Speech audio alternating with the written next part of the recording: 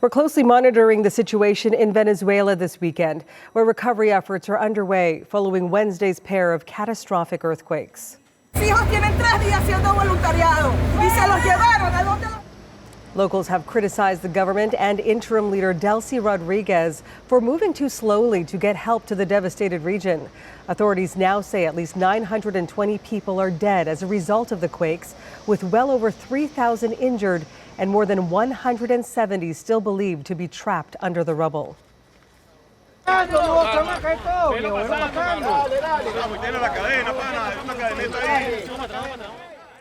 a survivor being pulled from a collapsed building yesterday. Now more than 48 hours since those twin tremors rocked Venezuela, rescuers are racing against the clock to find more. They're facing a tall order with over 50,000 reported missing so far on a civilian-led rescue database. Meanwhile, rescue workers from around the world have started arriving in Venezuela to provide help. The United Nations says it is coordinating international rescue teams and that it would take a, quote, massive collective effort. Canada has also announced an initial $5 million in humanitarian aid, including emergency food, water, and healthcare supports. For a closer look, we're now joined by Santiago Rodríguez Reggeti in Caracas this morning. He's the developer or co-developer of a free app that helps residents find family members who have been admitted to hospitals or healthcare centers after the earthquake. Thanks for joining us this morning. Thank you. Thank you. Nice to meet you. First of all, I just want to know how you're doing. I see that you are in what appears to be your apartment. How is your home right now? How are your family members? Well, we're okay. This was a devastating situation. We're pretty scared. We never had two earthquakes hit at the same time. And there's a lot of buildings around here. Some of them are very old. And, everybody's just shaking down, scared, trying to see what's going to happen next. But we're okay. That's the great news, at least my family. And outside of your window, I do see the buildings that are standing, but I know you also have a vantage point of buildings that have been completely destroyed. Can you give us a sense with your camera what you're seeing outside of your window? Yes, let me go outside so y'all can see a little bit of what I can see. So over here, we'll be seeing how this building is affected. You can see all the structures, all the AC units down, all the windows broken. This is not habitable. This building, okay, is not habitable either. It can fall anytime. And I wanted to show you the building that fell down. It's over there, and they already picked it up. But yeah, you can see, I cannot zoom in, but a lot of buildings are, broken down, and that building is not habitable, and that one is not either. So they're evacuating everybody outside Los Palos Grandes, which is the area that has a lot of old buildings. So yeah, I was here when it happened, and I saw the building right next to me falling down. Thanks for giving us that show and tell, because I can only imagine how frightening that must have been for you. Your building still standing, you're still able to be in your home, but around you, all of that destruction. Can you give us a sense of what it was like when the earthquakes actually struck?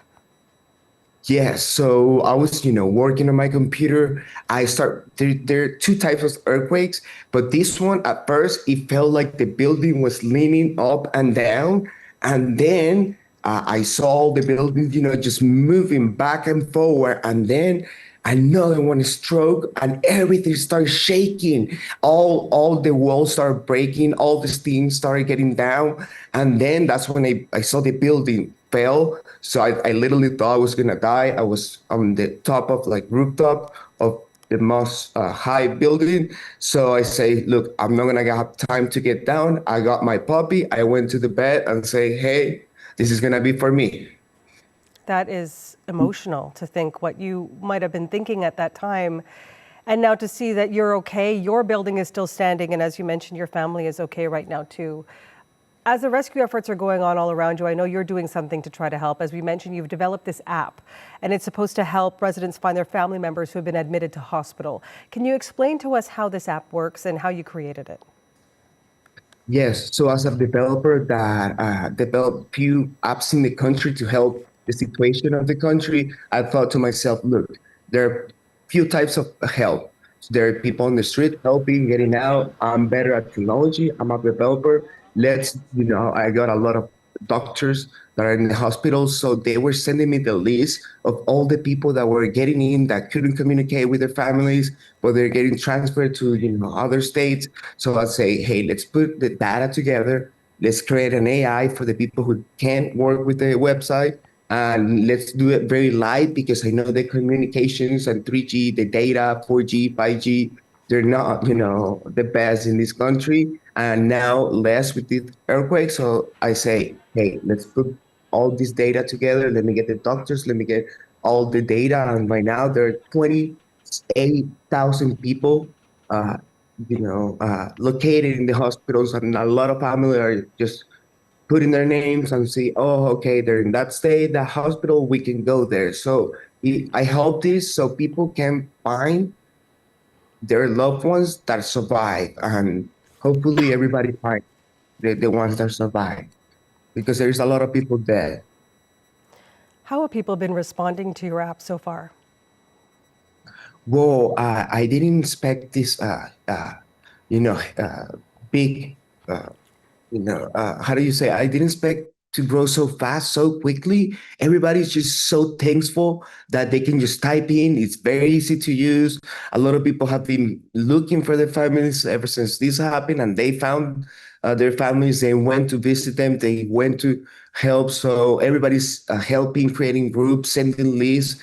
Doctors are very happy to put the name and the phone number so people can find each other. So, look, I didn't do it just, I did it for free. I did it to help my society, and it became bigger than I thought. So, I'm just trying to, so the data doesn't get duplicated. I'm trying to do the best I can. I created this app in a day. So, imagine.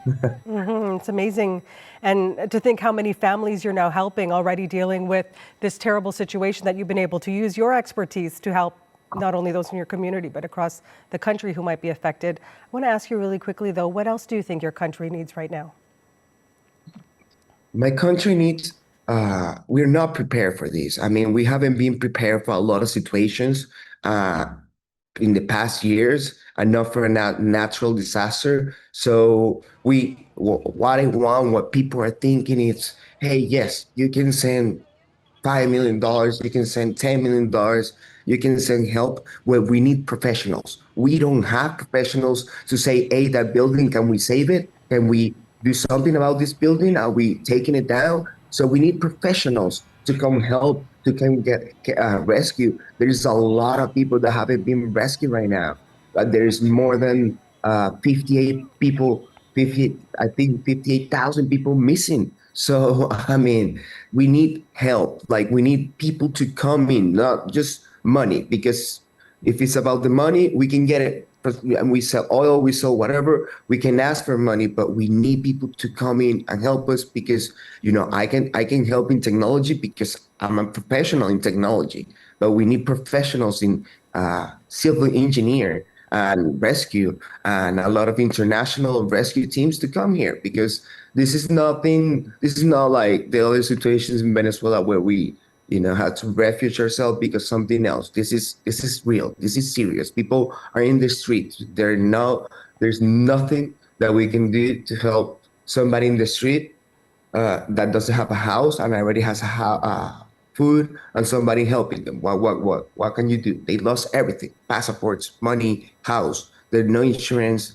The building is not habitable, and we don't know how long that's gonna take. So we need help to help the country move faster than that is moving right now. Because in 2 days, I can say that we're still in disaster. I mean, I'm still in shock. I'm scared. I'm scared. That's the thing. I'm scared. I'm sorry you're in this position, but I do want to thank you so much for sharing how you're feeling, how you're helping your community, and just what your experience has been like. I can only imagine how frightening that was for you. Santiago Rodríguez Reggeti, thank you so much for joining us this morning in Caracas. Thank you.